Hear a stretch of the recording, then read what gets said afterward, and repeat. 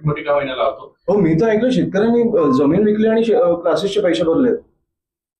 मी 2 ते 3 मला वाटतं माझ्या कानावर जे आलंय, शेतकऱ्यांनी जमीन विकली आणि मुलाचे किंवा मुलीचे क्लासेसचे पैसे भरलेत. कारण तो नीटची एक्झाम द्यावा, ती नीटची एक्झाम द्यावी. त्यांच्या आयुष्यात काय झालं असेल? कुठेतरी हेच श्रीमंत लोक जर अशा पद्धतीने ट्युशन क्लासेस त्या गरीब विद्यार्थ्याचा अभ्यास किंवा त्याच्यावाली गुणवत्ता कुठे जाणार?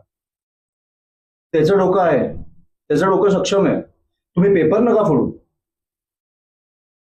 हे आपल्याकडे वर्षोनवर्ष आहे. श्रीमंत क्लासेसला जातात, गरीब विद्यार्थी आता लाईट खाली अभ्यास करून आपल्याकडे टॉपर्स आहेत. कुठचाही टॉपर तुमच्याकडे श्रीमंत क्लासेस मधले नसतील.